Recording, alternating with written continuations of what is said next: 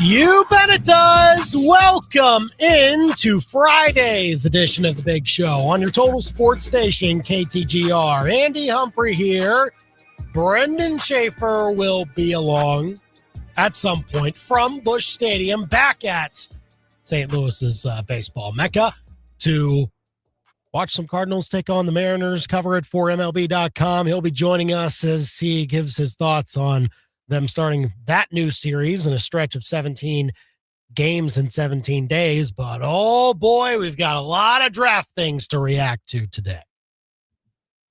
Did the Chiefs do what they needed to do?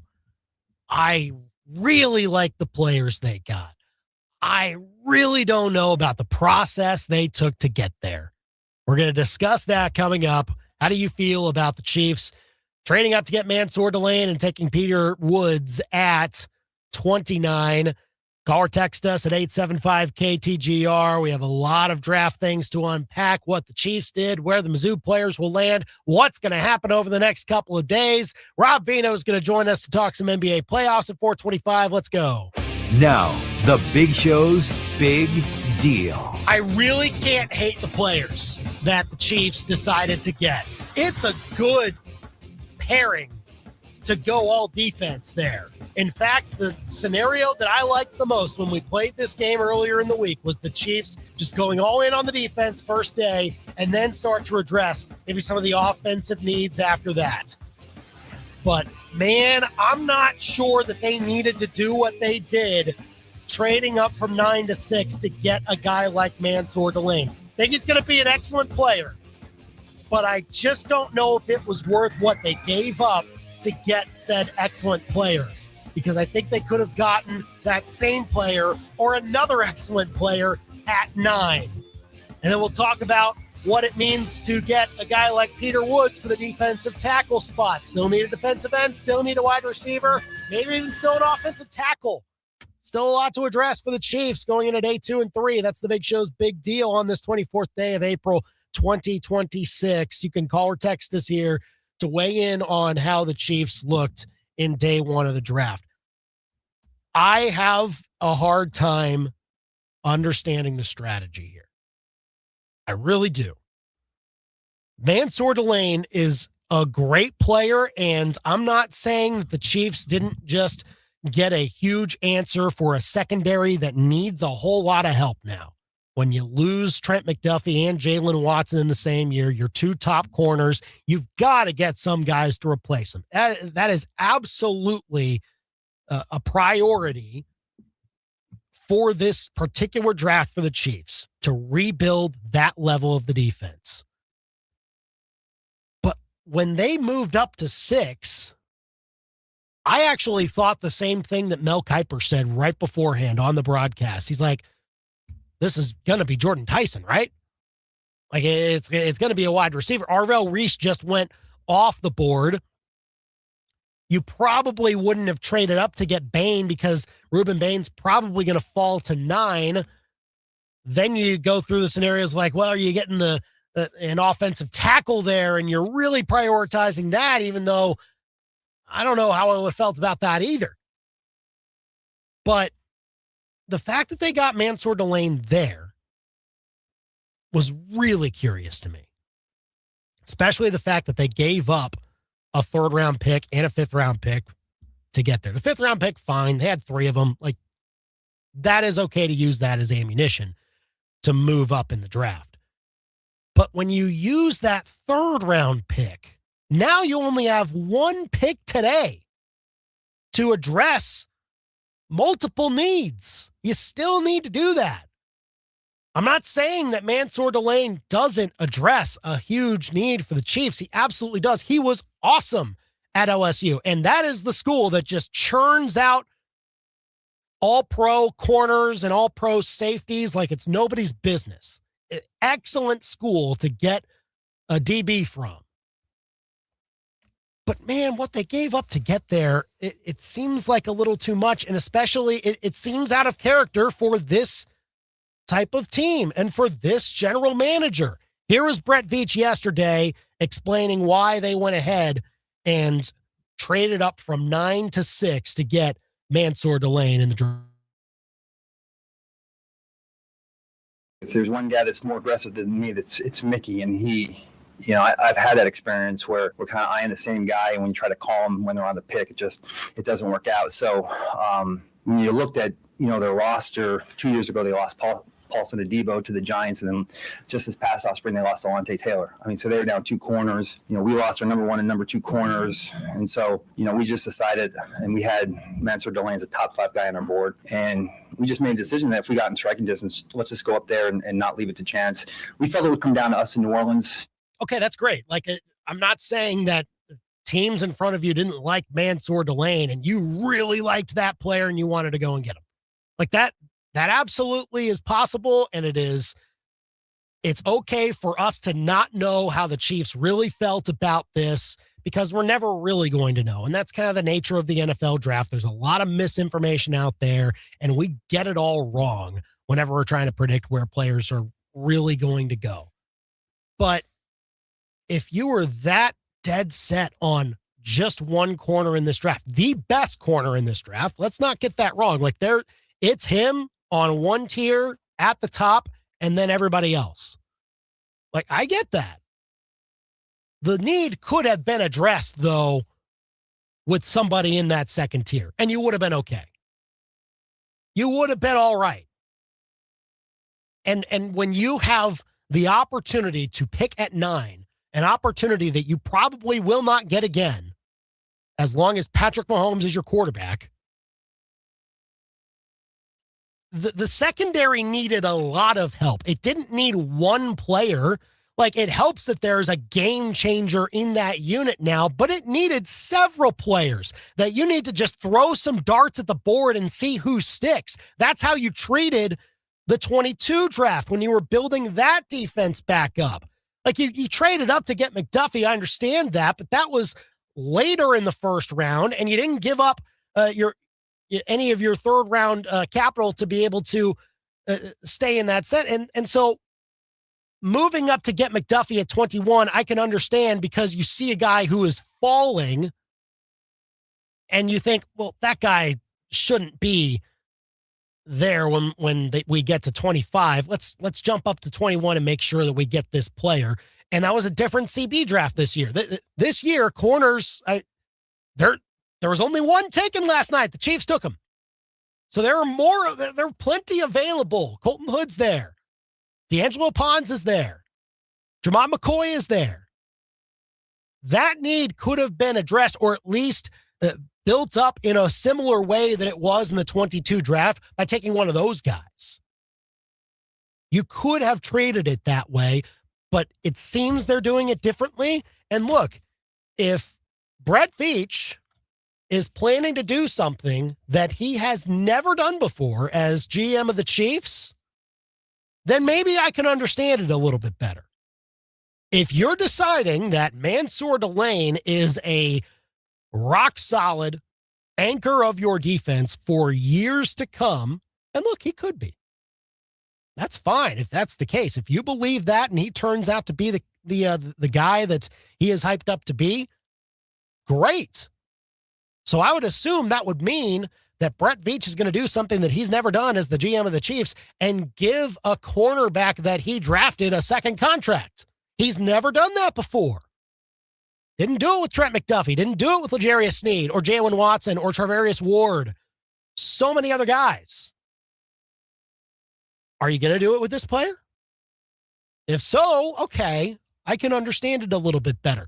But based on how the Chiefs have treated the position in the past, and how with this pick, where you could have very clearly elevated a room that needed some help, either defensive end or wide receiver. Like, look, last year, I think the personnel in the defensive end room, just fine. I think the personnel in the wide receiver room, just fine.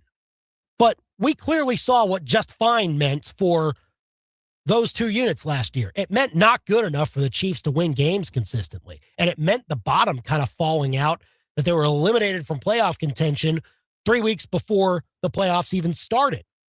So clearly those rooms needed a true boost. And yes, the secondary needs that too, but it needs a rebuild. And so when you are rebuilding a level of your defense, you keep as many chips in your pocket as possible so that you can find some players that can do that for you. You don't push two of them in to get one guy that only solves, at best, half the problem. So for me, I'm not trying to poo-poo the pick. I think he's an excellent player, and I think from day one, you can expect Mansoor Delane to be a starter in the Chiefs defense.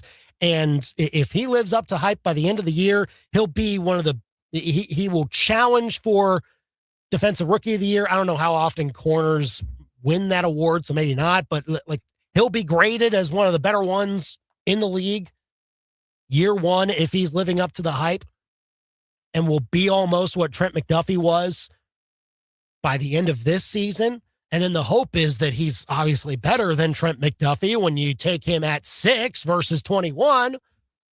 And so if he's better than Trent McDuffie, okay, so you're going to keep that guy around past 2030? Look, if you weren't willing to do it with Trent McDuffie, I understand. But any corner that has been picked in this range in the top 10 over the last decade or so, they've more often than not gotten to their second contract with the team that drafted him. Derek Stingley. In a way, Sauce Gardner, I believe it was the Jets that gave him the contract extension before the Colts decided to go all in and overpay in a trade to get Sauce. Denzel Ward, another example. I think this guy went at 11, but Marshawn Lattimore, another one. Now, there are busts at this spot. Like Jeff Okudah was a 3rd overall pick, but just he didn't play well enough and wasn't worth that type of money, so the team didn't give it to him. But obviously, the hope is that you hit on this pick and that Mansoor Delane becomes one of the top corners in the league, so that when it is time for him to be eligible for an extension in 2029, you're making him probably at that point the highest paid corner in NFL history. Are you willing to do that? If not, I don't understand the strategy here. Because you could have waited at 9 to either see if Delane would still be there, and if you were really worried about the Saints and he's not there, fine, then take Caleb Downs. Like, Caleb Downs could play the spot that you potentially are going to put Mansoor Delane in, or at least one of the spots in the secondary that you're trying to fill. Downs is a candidate to maybe even move to slot corner. Like, again, this is why I don't understand it, because you already had a premium pick, and whatever player you were going to get there, unless it was Arvell Reese and you were able to trade up to the Giants to get to 5, if you could have done that, all right, that makes sense, because Arvell Reese is part of the tier along with David Bailey that is clearly above the rest of the defensive end class in this draft. So you're getting a difference maker there that is elevating your pass rushing ability. Would have been the same situation with Jordan Tyson. You've got some pretty good receivers, you think, but there is still room for growth there, and you're not quite sure what you're going to have past 2027 or even next year, because Rashee Rice is on his final year of the contract. So bring in a guy that is believed to be a difference maker sooner than the guys that you have in the room right now, or the guys that maybe you have drafted last couple of years, namely being Xavier Worthy. And then in a way, Jalen Royals. I don't know how much they believe Jalen Royals to be a huge rotational receiver, and he dealt with injury last year. I don't know. But look, he's part of your room, and he's going to be vying for a rotation spot this year, no doubt. Why not get a guy that is a difference maker there, like a Tyson? When Carnell Tate was already off the board, get the next best guy there. Look, the fact that they made a move that I didn't think they need to make to get a difference maker in the secondary, it's now hamstringing them a little bit today. Because look, they went defensive tackle with the number 29 pick. And look, I'm not going to poo-poo that. Like that's fine. Peter Woods, I think, will be a solid player in that rotation. You obviously know that Chris Jones isn't going to be here forever. I know he also is in kind of the short arms camp, but his arms are a little bit longer than Ruben Bain's are. I know there was a rough 2025 as opposed to the 2024 he had. I think it's more of a product of Clemson maybe being down last year more than anything. I like Peter Woods. I think that'll be a solid pick for where the Chiefs picked him. And I'm not worried about the fact that they didn't go defensive end there and went D tackle. Like both sides would have been fine. Both positions at that spot would have been okay. Either way, it helps your pass rush, and you need to have a bunch of bodies at both positions to get through a season. I don't mind them going with Peter Woods there. But today, all you have is 40. And you still need a defensive end. Like, you still need to address that. And I think, still need to address wide receiver. Maybe even offensive tackle if you are truly worried about Jalen Moore on the right side and you want him to have some competition. The only chance you're going to have at giving him true competition is by spending 40 on a tackle today. But how much do you really want to do that? Because I don't really see a way that you can trade up in either late second round or sometime in the third round, because you gave up the third round pick last night. Like, you've only got 4 picks on day 3 now, 1 in the 4th, 2 in the 5th, 1 in the 6th. And if you give up too much of that supply, then you're limiting where Brett Veach is kind of at its best. Like, he identifies those guys late in the draft that are diamonds in the rough: Trey Smith, Leo Chenal, Jalen Watson, Isaiah Pacheco for what he was for the Chiefs in the brief time that he needed to be. Like, that is where Brett Veach is awesome. Like, round 3 on, he does a really good job of identifying the best fits and which guys the Chiefs coaching staff can develop into solid starting players.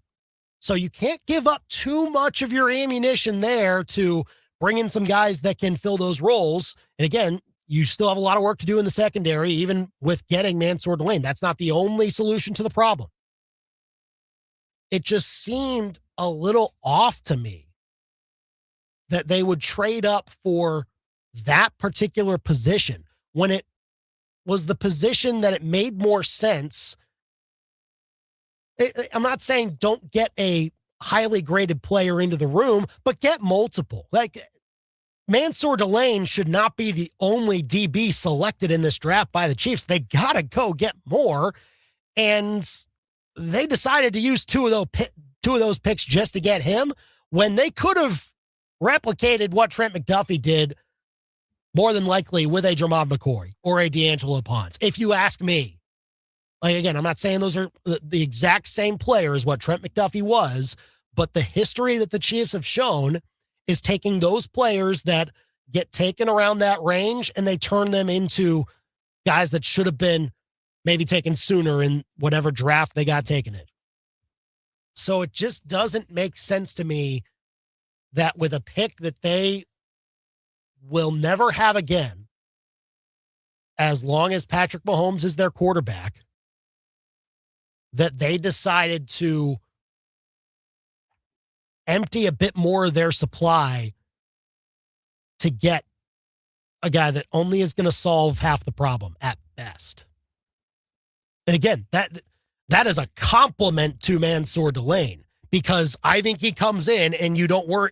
I don't think you should worry about him struggling right away. I think he's going to be excellent. But I don't understand the process the Chiefs took to get here. Maybe I'm wrong. Maybe Brett Veach really does want to change his tune and make this guy the highest paid corner in NFL history when he's eligible for an extension in 2029. Maybe. But if that's not in the plan, if that's not in your realm of possibility, if you're not thinking that far down the line when taking this player at this spot and you're trading up to get him and giving up assets that will hurt your ability to rebuild your team, to prepare yourself to get back to the Super Bowl this year, man, I got a hard time understanding it. I really do. Call or text us, 875-KTGR. What do you think about the Chiefs trading up from 9 to 6 to get Mansoor Delane out of LSU and then using pick number 29 on Peter Woods, the defensive tackle out of Clemson? I just, again, they had an opportunity to really stock up on significant type players that you don't really get a chance to pick when you're the Chiefs. A lot of people have criticized Brett Veach for how he drafts in the first round. Yeah, it's harder to hit on guys in the first round the way that you would expect them to when you're drafting in the late 20s every time. Yeah, it's tough. And now you finally had a chance to reach up into the top 10. And look, I'm not saying trading up was the wrong scenario. If you're trading up to address the defensive end room or the wide receiver room with a position that I think had a more clear drop off later on in the draft, then okay. But I don't understand the strategy doing it at this position. Tell me if I'm wrong. 875-KTGR here on The Big Show. Let's go on the KTGR hotline now. Hello, who's this? Hey, this is Seamus from Columbia. Seamus, what you got, my friend? Hey, nothing on Delane because he seems to be a fine player. But to be honest with you, I think the trade was made before Reese went to the Giants, with them banking on the Giants not taking another edge rusher because they do have Brian Burns and Tibbs and whoever that other guy was. I forgot his name at the moment. Sure. And I think once Reese came off the board, I think they panicked and just went to the next best player they had. Because it doesn't make sense when you consider trading McDuffie for 29. You could have still gotten Ruben Bain or entered edge rusher here at 9, or enter Mekhi Lemon here at 9, and then also still be able to pick up one of these edge rushers late, or even put Peter Woods late. You know, it really seems like a panic pick, almost similar to FAU in 2023. Yeah, appreciate the call, Seamus, here on The Big Show, KTGR. Look, I, again, think that Mansoor Delane will step right in and be the exact player that the Chiefs need him to be for that spot at a corner position. Take away the side of the field, put whoever the team's or your opponent's best receiver is on an island, limit them. Like, he had excellent numbers at LSU. They didn't allow a touchdown last year in the SEC. Think about that. That's incredible. I think he's an incredible player. But if you're just going to do the same thing that you've done with corners and you're going to use this guy to flip for picks in 2029 and get a couple of first rounders like you did with McDuffie, bro, you could have done that with D'Angelo Pons too. You could have done that with Ramon McCoy and not had to spend your 74 pick to get a guy like this. Because when you get a guy like this and you draft him at the spot where he's at, history tells us that those players are worthy of having their second contract with your organization. And if you're not planning to do that, I'm not saying you have to be exactly like those teams, but then you're operating at a bit of an inefficiency. So that's my concern. And yeah, it's tough now because I'm now thinking that the Chiefs probably need to trade down from 40. Like, that might be their best option at the moment. Slide down a little bit to around the mid-50s or so. Probably still will have an edge rusher there that you can turn into a key starter for you down the line. There's still some good edge rushers left. I don't know if Zion Young will fall that far, but you'll be able to get somebody if you slide down to, mid-50s or so. Maybe that allows you to climb back into the third round so you can pick again today, or maybe early fourth. I don't know.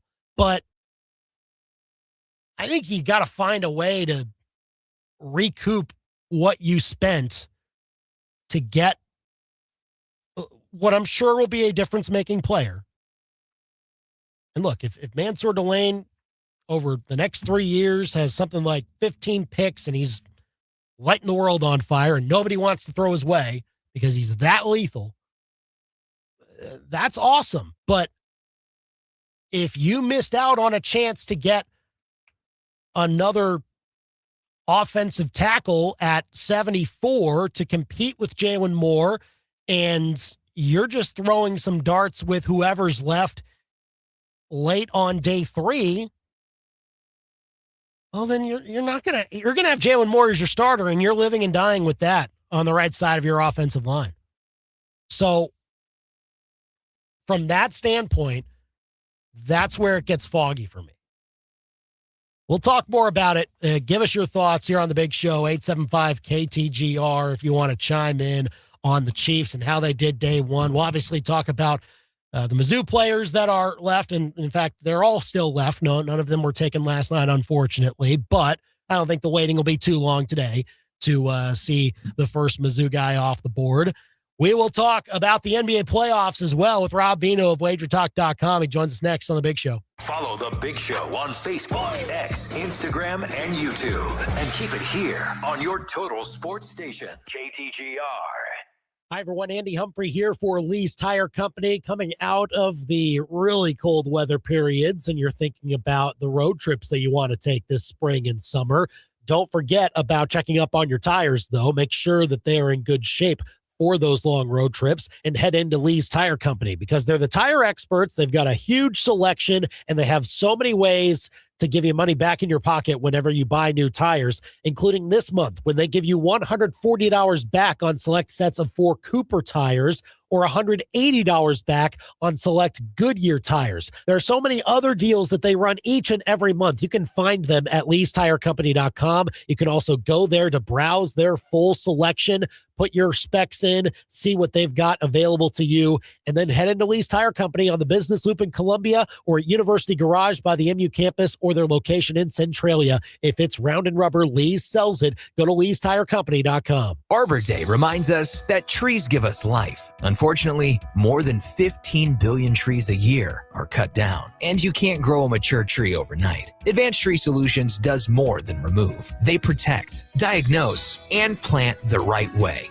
Help save what matters. Respect your trees and replant right. Call Advanced Tree Solutions and give your trees the care nature intended. Advanced Tree Solutions, your tree's best friend. AdvancedTreeSolutionsLLC.com. Hi, my name's Robin Fletcher. I've smoked for 46 years. I went to a seminar in March 27 and seen Mark. My best friend came with me. We both went to it, and neither one of us smoked a cigarette in almost 7.5 months. I took my 3 sisters and my brother-in-law and my sister's best friend and them went. None of them have smoked a cigarette, and I want to thank you from the bottom of my heart. Thank you. My name is Jen Carpenter. I went to a Mark Patrick seminar, the Stop Smoking, and it worked. A friend of mine also went, and he still no longer smokes, and it was just amazing. Lose weight or stop smoking with hypnosis. Only $59.99 guaranteed or your money back. Hypnosis designed to work without anxiety, irritability, or weight gain. Become a non-smoker and lose weight with Mark Patrick, and use hypnosis to put a stop to those unwanted cravings. Hypnosis Saturday, April 25th at the Courtyard by Marriott Hotel in Columbia. Weight loss hypnosis 11 a.m., stop smoking 2 p.m. Sign up at markpatrickseminars.com. That's markpatrickseminars.com. 1851 Underground Tap and Grill in Fulton loves celebrating a change of season. Spring means new flavors in the specialty cocktail menu, as well as seasonal beers. At 1851 Underground, spring also means the Cards and Royals on TV, with the new hope of a new season. Plus plenty of space with pool tables and a beautiful wraparound bar. Find them on Facebook for daily specials too. It's not a secret, but it is underground. 1851 Underground Tap and Grill in the historic Brick District, downtown Fulton. It's one day only, and it's all about soon-to-be mommies and babies. The Minmo Baby Expo, presented by Boone Health, is an exciting event that will showcase all things baby, all bundled up at the Courtyard by Marriott. Saturday, June 6th from 8 a.m. to 1 p.m. From diapers and daycares for baby to essential oils and massages for mom. If your business markets to moms or to babies, we want you. Limited booth space available. For more info, visit MinmoBabyExpo.com. It's the Minmo Baby Expo, Saturday, June 6th. If it's Mizzou sports, it's happening here. Now, back to the Big Show on KTGR. Back here on the big show, KTGR and the KTGR app. Andy Humphrey here as we continue to come down from the first round of the NFL draft, gearing up for the remaining rounds the rest of this weekend. A lot of things happening yesterday, lots of trades. Chiefs obviously were involved in that. Rams were too, in an interesting manner, as they went up and got a quarterback at number 13. Here to talk about all things NFL draft and some NBA playoffs with us from the Vegas perspective, Rob Veno of WagerTalk.com, on Twitter at Rob Veno Sports, and go to WagerTalk.com to see all their great stuff. So, Robbie, just kind of coming down from the draft last night, the big storyline nationally was what the Rams did to go up into the draft and take Ty Simpson, even though they've got Matthew Stafford. Varying degrees of how people feel about this. Where do you kind of land on it? It's funny because if you had the ability to get the next day's news, and in our case, the next day's internet, you would have known Ty Simpson was going to go 13, right? The story behind it fascinated me, hearing it this morning, but it was a long, it's been going on since October, where Les Snead basically, told Ty Simpson's dad, very hot considering drafting him in the first round, and moved on to a point at the Super Bowl where Les Snead invited the Simpson family to be with him at the Super Bowl and basically told them right then and there, I'm going to draft your kid with the 13th pick. And nobody really knew. In fact, Ty Simpson said, I think last night or at his press conference, that he had never met Sean McVay yet. So Les Snead did all the work. Now, if I had known that, I could have made a little money betting Ty Simpson to go 13 to the Rams. But it just goes to show you how unpredictable it is and how a GM's fascination with a quarterback can certainly change the course of a draft. It was changed last night really quick, though, just to shift gears a little bit. I thought Kansas City, this one's interesting because my youngest works as part of the draft team at ESPN, and we do mock drafts. I've been to about 9 of them. And I thought all along Kansas City would take Delane, to be honest with you. But I thought they'd do it at 9. I didn't know they would need to trade up to do it. I still don't know that they needed to trade up to do it. But rebuilding the secondary key for Kansas City. So that I thought that was a really good pick. And the Peter Woods pick for the Chiefs, I think I like that as well. There's some conflicting reports out there, but I think the majority of the reports are that Peter Woods' 2024 tape looked much better than 2025 because in 25, Dabo kind of played him out of position. Mm-hmm. And Kansas City certainly will straighten that out. Woods straight up as a nose tackle didn't perform as well as he did playing what they call 3 technique off the shoulder. So we'll see. Peter Woods, nice defensive lineman to go with a nice cornerback, a shutdown corner. Thought the Chiefs did pretty well for themselves. Rob Veno of WagerTalk.com here on the big show, KTGR and the KTGR app.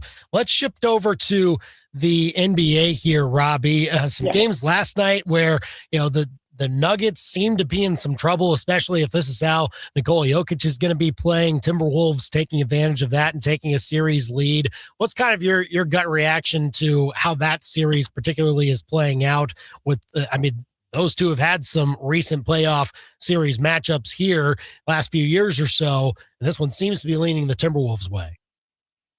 Yeah, and it started like on a dime. Denver pretty much coast to game 1 victory, and they're pretty much coasting through a quarter of game 2, plus 14, 39-25 at the end of 1, when Minnesota decided, and it was made, the point was made over and over again by the broadcast team that night. I forget who it was, but, why is it Minnesota trying to get to the rim? Why are they settling for threes? They did start to go to the rim, and all of a sudden you get a victory for the Timberwolves, and you get a little bit of Jane McDaniels after the game telling you that there's not a good defender on the Nuggets squad, so they're just going to go after all of them. And then it carried over. It's 2 consecutive games where Nikola Jokic hasn't really played his best offensive basketball. It's 2 consecutive games where Jamal Murray has played less than spectacular basketball. I think the 2 combined last night to go 2 for 15 from 3, which I'm always a believer in the law of averages, Andy, and I feel like Denver will. They've got a lot of playoff heart, and they've got a lot of experience. I feel like they'll probably bounce back shooting-wise, but we see these injuries starting to take a little bit of toll in the playoffs here, and that Aaron Gordon injury is just no minor injury because he is the best defensive player on that team, and they need him. Otherwise, they're going to go back to Denver in a little bit of trouble. So we'll see how it plays out, but Minnesota's confident. Denver's on the ropes right now, and with the injury to go with that, we'll see if Minnesota can take advantage or not. Is there a similar way that you might feel with regards to the Knicks as well, in a spot where, I mean, look, they've had all that pressure on them this year and they get to the 3 seed, but now might really be in danger of losing control of this series if they lose their next game after falling by 1 point to the Hawks last night. How in danger are the Knicks here? Yeah, I think they're in danger, Andy. I tell you the truth, before these playoffs started, I kind of felt like Atlanta was one underdog that had a legitimate chance to win this series. Now, games 2 and 3 where they won have been really close, could have gone either way. So obviously you're kind of splitting hairs, but the 2 wins did go to Atlanta. And I'm not so sure I saw the way they're doing it as being the way I thought they would do it. And they're doing it with C.J. McCollum, right? C.J. McCollum, if you go back in Jalen Brunson's career, all the way back to Dallas before he became a Knick, the defensive issues were real. Dallas knew Jalen Brunson couldn't guard on the defensive end, just too small. People could take advantage of him, and we saw C.J. McCollum basically look for Brunson every single time in Game 2 as they made that comeback. And then last night, I think on that game winner, they tried Miles McBride, Deuce McBride from West Virginia, known as a really good defensive player, but they screened him off and McCollum got the shot up. So the Knicks have good one-on-one defenders, and I wonder if Bridges doesn't see more time on McCollum or something. But right now, the veteran, the playoff veteran, C.J. McCollum is leading the charge for Atlanta, and the Knicks are in a little bit of trouble. I don't think their confidence is shaken yet, Andy, simply because they were really close games, and the Knicks have been in these types of situations before. However, you better win Game 4. Otherwise, I don't know if they can beat Atlanta 3 straight times if they go down 3-1. Rob Veno of WagerTalk.com here on the Big Show, KTGR, and the KTGR app. Over to some of tonight's games. Boston also dropped a game at home in their series against the 76ers, and obviously they're expected to not have a ton of trouble in that series, but maybe it'll be a little bit more of a fight. Do you expect that as Philly tries to rally their home crowd and take a lead in this series here? You know, it's funny. I feel like Boston has developed a pattern over the last 3-4 years where they generally are either the 1 or 2 seed. They generally have these home court advantages. They come out and destroy teams in Game 1, and then, I don't know, sort of let off the gas, whatever phrase you want to use, but they don't perform the same way in Game 2. But they always regroup. At least they have up to this point, and I feel like they'll regroup again tonight against Philadelphia. You know, roster-wise on paper, Boston really is the superior team by more than just a little. And on the offensive side, where Boston is concerned, you have 6 guys that can legitimately shoot 3-point shots. 5 of them went ice cold in Game 2. The only guy who really shot threes any good was Jaylen Brown. You just don't expect that out of Boston. I wouldn't expect that tonight. I talked about law of averages a little earlier. I think Boston shoots threes better tonight. And I also think because they're such a good defensive team, and you could argue, Andy, you know, you sit down and get into a legitimate debate with anybody that Jaylen Brown and Derek White are the best defensive backcourt tandem in the NBA. They may not be number 1, but it's personal opinion. They're definitely one of the top 3. And they got smoked by VJ Edgecombe and Tyrese Maxey in Game 2. So I think pride picks up there on the defensive end. They shoot better on the offensive end. I think Boston comes back. Joel Embiid, it is being speculated now that maybe he'll play tonight. We will see. But even if he does, I don't know if it'll make a difference in this game. I think Boston will get themselves a 2-1 lead tonight. Well, we'll certainly see. And look, these games surely are going to be entertaining, and we'll have fun seeing who is advancing here and there and who's trying to give themselves the best shot. But Robbie, with the way things are looking, are we just coming straight to the foregone conclusion here very soon that OKC is just going to be head and shoulders above everybody else when it's all said and done? I mean, it doesn't seem that they even necessarily need, at least at this point, Jalen Williams to be all the way healthy so they can take their time getting him back and certainly be just fine in their series. But just the sheer dominance that they have shown, should we expect that round by round here too? Yeah, and again, the playoffs are funny, and it's kind of what I'll give you a very quick example here, Andy. I bet San Antonio and Portland, that series in particular, to go under 5.5 games. I actually thought San Antonio would sweep that series, but I thought no way in heck Portland's going to win 2. And then Victor Wembanyama gets a concussion. Next thing you know, you're tied 1-1, and here we go tonight. I don't know if he's playing or not. And you're in Portland, and you just talked about the Jalen Williams injury. These injuries in the playoffs, they happen every single year, and you just don't know who it's going to happen to. Indiana could have won the title last year if Tyrese Halliburton doesn't go down in game 1. I think if Wembanyama comes back, or when he comes back, if San Antonio can survive this series, that Western Conference final will be an absolute dogfight, in my estimation. San Antonio's proven they can beat that team. On the other side, I think we're seeing right now that Detroit is very human. I don't know that Detroit's, their regular season record is going to match what they do in the playoffs. I would expect Boston out of that side. But to your point about OKC, they've been dominant. I think San Antonio can match that dominance, would be a great Western Conference final. Rob Veno of WagerTalk.com here on the Big Show, KTGR. Robbie, what free pick do you like this weekend? I'm going to be specific with you here tonight, Andy, because Houston's down 2-0, coming back home. We all know, and, I'm not saying anything nobody doesn't know already, but you just can't go down 0-3, especially at home. So for me, I played the Houston Rockets in the first quarter tonight. They're a 3.5-point favorite in the first quarter. My assumption is just that they come out firing on all cylinders right away, playing with that desperation, sense of urgency, whatever you want to call it, and get the job done early here tonight. Lakers have been a thorn in their side. I don't know that I really want to trust full game because Houston's such a big favorite. But I do think the opening quarter with the home crowd on a Friday night, Houston will cover. So I have Houston first quarter -3.5 as the best bet for the show today. That makes a lot of sense. We'll see if that happens tonight in Houston as the Rockets try and get back in that series. And it is always great to hear the great betting insights and more from Rob Veno of WagerTalk.com. Go and follow him on Twitter at Rob Veno Sports and go check out WagerTalk.com for some more great betting info. Thanks for coming on the Big Show, Robbie. Enjoy the weekend. We'll talk soon. Thanks for having me, Andy. Have a good weekend. Big Show's on. It's 4:44 KTGR and the KTGR app. I'd like to see Houston at least get it done tonight. I don't think they'll win the series, but at least get one. Don't get swept. Onto the bus. Coming up next. Well, I guess I was wrong. It was not a resignation from Mike Vrabel. It was just more time spent saying absolutely nothing. That's next.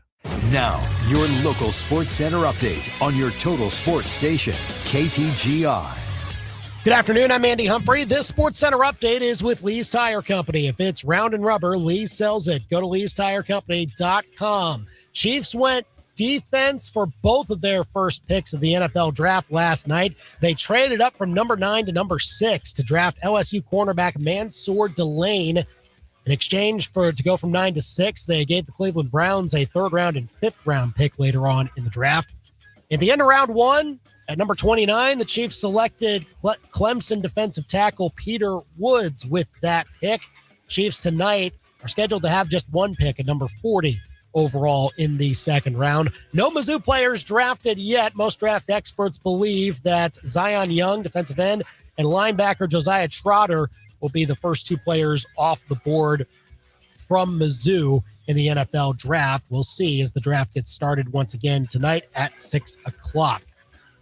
Mizzou baseball lost 5-4 yesterday to Arkansas. They'll play again tonight at 7. Pregame at 6:45 here on KTGR. Mizzou softball is at Arkansas tonight at 5 p.m. Cardinals host the Mariners at 7:15, and the Royals host the Angels at 6:40. Your NBC 17 Storm Track forecast is with Shangri-La Dispensaries, with 2 locations in Columbia and 1 in Jefferson City. Shangri-La Dispensaries is Paradise Bound. I'm tracking cooler temperatures tonight with lows falling into the upper 40s and low 50s. A very mild start to the weekend with sunshine and 70s tomorrow.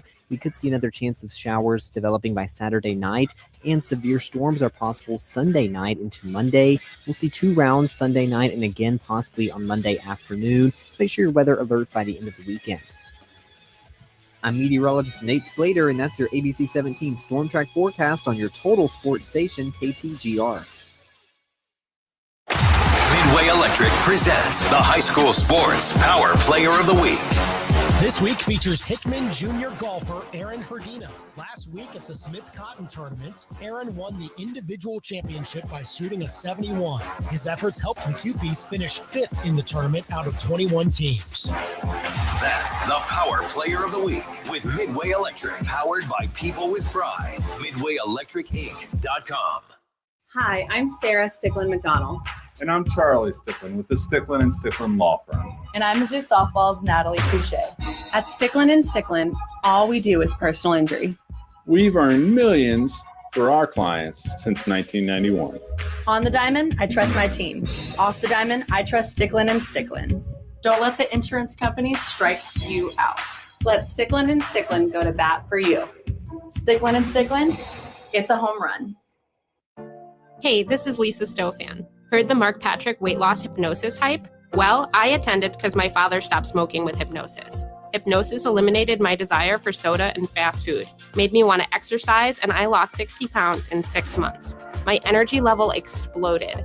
I went to another session to deal with some other problem foods, and I lost another 10 pounds. In fact, I brought my husband, and he lost weight, and his cholesterol and blood pressure improved. My friend lost 20 pounds her first 2 months. Oh my, what are you waiting for? Lose the weight or stop smoking with Hypnosis, only $59.99 guaranteed. Hypnosis designed to destroy unwanted cravings, late-day eating binges, boredom eating, and stress eating. Weight Loss Hypnosis, Saturday, April 25th at the Courtyard by Marriott Hotel in Columbia at 11 a.m. Stop smoking Hypnosis at 2 p.m. Register 30 minutes before. Information at markpatrickseminars.com. That's markpatrickseminars.com. Rainy, what should we get Mom for Mother's Day? She doesn't need more candles. She definitely doesn't need another air fryer. Mom should go fill out her wish list at Betts Jewelers. Betts Jewelers is having a special wish list event May 5th through 9th. Come in and add 3 items to your wish list to get a $50 store credit. No minimum purchase, no catch, just free money, baby. Moms love jewelry for Mother's Day, so go to Betts Jewelers and make it easy on Dad. Beautiful moments begin at Betts. Begin at Betts. My name is Cornell Dillard. For many years, I was stubborn from getting a hearing aid because of the stereotype. I went to hearing aid consultant because they're not trying to move a product. They want to work with you to make sure that you can benefit from their services. And I must say I was not disappointed. And I regretted all the years I let my pride interfere with my ability to hear what I'm hearing today. Hearing Aid Consultants and Allmaker Repair Lab. We are here for you today so you can hear tomorrow. Online at hearingaidconsultants.com. Hi, my name is Matt Curtis, and I'm an exteriors project specialist for True Sun Exteriors. True Sun's been around for over 15 years, and in that time, we have really expanded all the services that we provide to homeowners. We do full-on interior remodeling, but we got our start in exteriors. We have always been known for roofing. Most of our roofs are done and completed in about a day's time. We have a lot of different options for designer shingles and colors, and we also do metal roofing. It could be ag panel and or standing seam with multiple colors. We know roofs can be a big investment, so we offer several different financing options with any and every budget. Just give us a call and we'll come out and evaluate your home. The difference between a house and a home is the attention to detail. At True Sun Exteriors and Interiors, we'll turn your vision of a dream home into a reality. For more information or a free estimate, go to TrueSunExteriors.com. TrueSunExteriors.com. Your daily fix of local sports lives here. This is The Big Show on KTGR.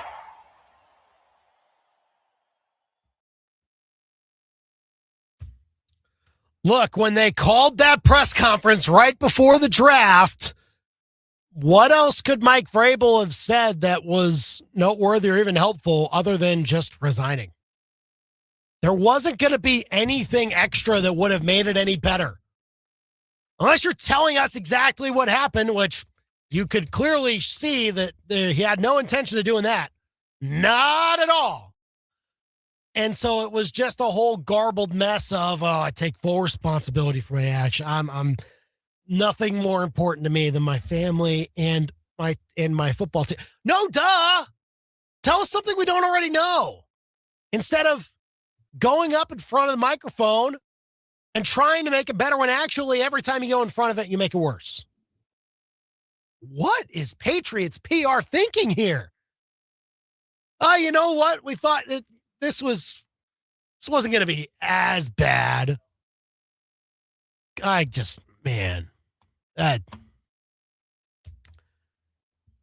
Vrabel, he needs to step down. The Patriots won't fire him. They're standing by him, and I'm sure he'll try to stick it out as much as he possibly can, but it's just, I do not see a path back to trust between him and even his players. I really don't see it. Now, I'm not in that locker room, so I can't say from firsthand experience, but if it were me in that locker room, I wouldn't feel like I want this guy as my coach based on everything that's gone down. It sure seemed like Sean McVay didn't want Ty Simpson as his quarterback. I mean, that press conference yesterday, led by Les Snead, the GM, and he's, laying out the fact that, hey, there was groundwork made for this pick well before Ty Simpson declared for the draft. And Sean McVay's just sitting here trying to put on a brave face, it would seem, having very short answers and say, yeah, I like him. Yeah, he's going to compete with Stetson Bennett for the backup. He really didn't seem like he wanted to be there. They're trying to do damage control already from just that part of it. The fact that Ty Simpson had not met Sean McVay yet. The fact that the Rams maybe would have taken a swing in a different position as they traded up to 13. They weren't in the first round to start the night. Then they got back in. Look, I don't hate the theory, but we'll get into this more at 5:25. I don't hate the theory of what they did, but if everyone's not all in, then that is a problem going forward that you do need to fix. And so for now, Sean McVay felt that he was not really clued in on everything that the Rams really wanted to do there. And then under the bus to Arkansas. Really hope this isn't the first domino of many to fall. But Arkansas announced that they are cutting their men's and women's tennis programs. Now, we've seen examples of universities and Division I universities at that saying they've had to cut sports because, one was because of COVID and there were financial troubles with that, but also because of revenue sharing and how a lot of schools out there, when they pour all of that into football and men's basketball, a lot of those other schools will need to take hard looks at other programs, unfortunately, and maybe discontinue them. And it appears that's happening for the first time at a power conference school. An SEC school is cutting a sport. I really hope there's not more to come. But the fact that this is the first one, you wonder. I don't think that's going to be anything anytime soon, and maybe this is an isolated situation and Arkansas had too many sports and they just decided that this was the one that they wanted to save money with. It's unfortunate. I really hope it's not a trend going forward for power conference schools, but it was a kind of a fear going in. We'll see what the ramifications of it are down the line. But Arkansas cutting men's and women's tennis, they announced today, a notable, newsworthy thing this evening, I should say.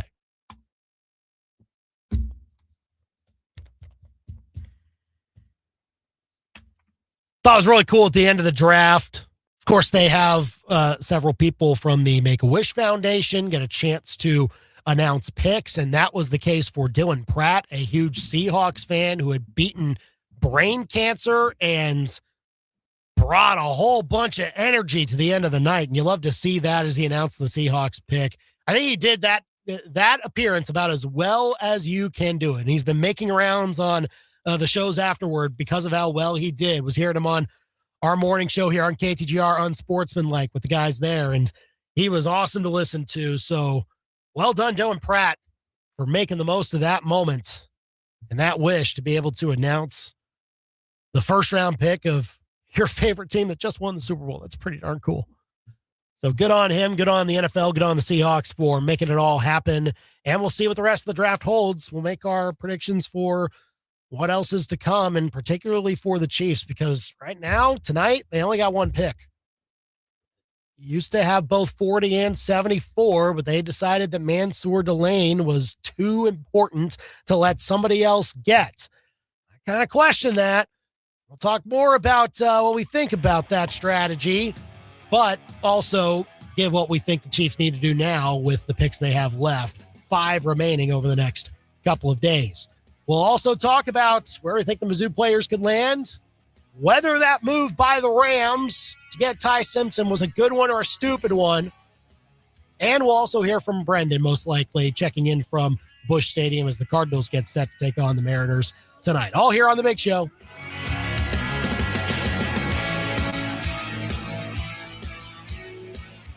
Hi, everyone. Andy Humphrey here for Advanced Tree Solutions, and they want to remind you that today is Arbor Day. You know, Eric and his team at Advanced Tree Solutions, they care for your trees as opposed to just being the guys that come out so that you can clear trees in your backyard. It's more than that. They want to make sure your trees are healthy all year round. And yes, they're the guys you can call to safely remove any trees that are dead or prune your trees so that they're ready for the winter. But they're also the guys you can call if you want to plant trees and do that safely and effectively so that your backyard can be beautiful and healthy for your trees, no matter the season. So again, today is a great reminder of how important our trees are. And if you want to give your trees the care they deserve, call Eric and Advanced Tree Solutions. Go and check out their full range of services at AdvancedTreeSolutionsLLC.com. I've had Eric come out to my home and care for my trees. You should do so too. Go to AdvancedTreeSolutionsLLC.com and make Advanced Tree Solutions your tree's best friend. When you have a great product, it's not hard to sell. And no one has a better product than Fuse 32. When you're a part of our sales force, our creative team makes your job a lot simpler. Like selling a fully loaded SUV with TVs in the back for the young family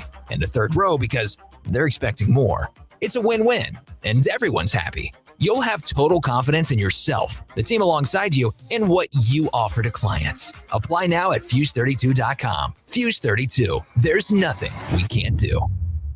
My name is Taylor, and I have had insurance with Phyllis Nichols and her team for over 9 years. One of our early claims we had to make, unfortunately, was from a hailstorm. And as soon as that first hail hit our house, I texted Phyllis and I said, oh boy, we're in trouble. Phyllis walked us through everything, made everything very seamless. Phyllis made it so easy. Her team followed up, checked in, and really went to bat for us. When things weren't moving properly, she would make sure that everything was accounted for, and she really just did an above and beyond job for us and everyone we referred her to. KTGR AM Columbia, KTGR FM Fulton Columbia, K286CL Columbia, in Missouri's total sports station. KTGR is Sports Center. I'm Ed Benkin. The NFL Draft continues this evening in Pittsburgh with rounds 2 and 3. Last night in round 1, to no one's surprise, the Raiders took quarterback Fernando Mendoza with the top pick. And he talked about the responsibility he now has of being the number 1 pick of the draft. Yeah, it's a huge blessing. However, I feel like I still need to earn it, and I haven't proved anything. My college career was very blessed, and it was a great, very significant career. However, in the NFL, I'm at the bottom of the totem pole again, so I'm really looking forward to proving it every single day to everybody in the building. Our coverage of the NFL Draft is up next year on ESPN Radio, and coverage can also be seen in about an hour on ESPN and ABC. Agent Drew Rosenhaus and Ian Grutman told ESPN's Adam Schefter the Packers are giving receiver Jaden Reed a 3-year contract extension worth $50.25 million. The NBA playoffs continue tonight at an hour. The 76ers host the Celtics once again without Joel Embiid. He has been ruled out as he continues to recover from an appendectomy. Lakers and Rockets swing battle tonight with LA leading 2-0. And the Spurs and Blazers will play Game 3 of their series in Portland tied at 1. Raptors guard Emmanuel quickly will be out for the remainder of his team's series with ESPN Cleveland. Radio is presented by Progressive Insurance. Progressive Commercial Insurance flexes to fit your business's needs. From quick repairs to adjustable coverages and even payment options, Progressive Commercial makes it easy to get what you need. Quote today in as little as 8 minutes at progressivecommercial.com. From Faro. 15 to the 10, to the house. Bush. Back to the wall. And it's got her. And Arrowhead. Touchdown! Kansas City. To your speakers. This is the big show, baby. Get fresh takes on the biggest sports stories in mid-Missouri. Right now, this is the Big Show with Andy and Brendan on KTGR. More talk on the Chiefs. How do you feel about what they did yesterday? Going all defense with both picks. Moving up and limiting some of their capacity for the rest of the draft to get a particular defensive player. We'll still get your thoughts on that as to how you feel about it. But what needs to happen now for the Chiefs? They have number 40 tonight, and that's it. 4 more picks tomorrow. Give us what you think they need to do. 875-KTGR. We'll also talk about Mizzou players that are waiting to be picked. None of them were picked yesterday, so we'll see who comes off the board first. We'll talk about what the Rams did. Was that good or was that stupid to trade up and get one Ty Simpson at number 13? And we'll also talk with Brendan. He's going to join us here in just a little bit. He'll join in on the Chiefs talk, but he'll also tell us everything that's happening with the Cardinals as they get set to start their next homestand against the Mariners tonight. But first, it's 5 o'clock. It's time for the Top 5 at 5 on The Big Show. Number 1. If you want to trade away for curtain number 1, you can have curtain 1. I think Mansoor Delane is an awesome player. I think he's going to step into the Chiefs secondary and be probably their best guy in that unit day one. I don't think the Chiefs should have traded up to get him. I'm not convinced that he wouldn't have been there at 9. Maybe the Chiefs were, and they felt that was the case, and they obviously know more than I do on that sense, so that's okay. I'll concede that. But at the same time, even if you're locked in on him, that gives you a cost that you then have to recoup somehow because that's not your only need. And that's not even your only need in the secondary. So now you've limited yourself there, and you've limited your ability to elevate the pass rush and the wide receiver room and even try and get some more competition at offensive tackle. I just don't like the process that the Chiefs took to get a Mansoor Delane, even though I think he's going to be great. Number 2. Number 2, your timing is impeccable. And I like what they did at 29. I know people might be a little underwhelmed by Peter Woods, but as Rob Veno of LakerTalk.com told us last hour, seemed that Clemson wasn't really using him the best way, kind of playing him out of position. The Chiefs do need to unlock his pass rush potential, so I don't know how much of a project that will be, but they do need to have their rotation filled out at D-tackle. This does it. Now you've got 4 guys. You can go 2 deep at that spot. Now we'll see what they do going forward. Number 3. Could Zion Young be an option for the Chiefs at 40? He needs to be, and Zion probably will go a little sooner than that. Little surprised that he didn't go last night, but sometimes it's just hard to predict these things. I would have to predict that he'll be the first Mizzou player off the board. The next one will probably be Josiah Trotter, and then after that, who knows? Maybe Chris McClellan is next. Kevin Coleman will be in that mix. Maybe even Khalil Jacobs, we shall see. Toriano Pride at a great combine. This could be a big weekend for Mizzou football players in the draft. Hadn't started yet, but we'll be seeing that very soon. Number 4. Oh, shanked it. This starts a 17-game and 17-day stretch for the Cardinals as they host a 3-game series against the Mariners. They'll try to stay afloat through all of that after a 4-2 road trip. Royals have lost 9 of 10. They're just trying to claw back in some way, shape, or form. They'll have the Angels tonight. We'll see if that offense can get going somehow. Number 5. What is the 5 fingers? Say to the face. Stop. Mizzou baseball already fell to Arkansas last night. They'll get another chance tonight at 7. Mizzou softball, really key series at Arkansas. That's the Big Show's Top 5 at 5 on KTGR. Call or text us 875-KTGR here on the Big Show. We saw this, I think, several times last year. It's not that both teams will be in the same location playing, but a lot of the time you saw Mizzou baseball and Mizzou softball playing the same program in the same weekend. And here they're in different locations. And I think this is the first time this year that it's lined up that way, that both teams are playing the same school. It is going to be a key series for Mizzou softball to try and at least get a game in. Because if you get swept, then starts to get really tricky as far as making it to an eligible spot in the NCAA tournament. If they can get above 500, then I think they'll have the resume to get there. But getting swept in this series means that you'll essentially need to win the series against Tennessee next weekend. Now, you get it at home, but then even if you just take 2 out of 3 there and you win your midweek against UMKC, then you got to win a conference tournament game at the very least to make sure that you can finish at or above 500 no matter what once that conference tournament ends. So, key series coming up for them. And Mizzou baseball, just break up the losing streak, please. Please. Soon. We'll see if they can do that tonight. 7 o'clock first pitch. You can hear it on KTGR with pregame at 6:45. Mizzou had a chance to get it done yesterday. They had the lead, just could not hold it. But we'll see if that can change today. How about this? Brendan's here. What's up? What's up? And he's got the shades on. He's got the earbuds in. He's got red seats behind him. If you're not watching on YouTube, it's all there. And Brendan is back in his domain. I'm back, and we're back. What's going on, everybody? Oh, I wonder how you feel about the draft craziness from last night.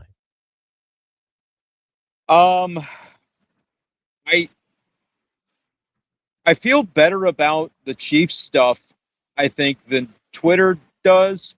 Really? I feel worse about the Rams stuff, but maybe I just got duped by just like a brilliant ploy by Sean McVay to pretend he hated the pick when in reality he loved it, because that's all the reports that are coming out today is that, of course this doesn't happen without his say-so and everything, but he looked despondent last night after that Ty Simpson thing.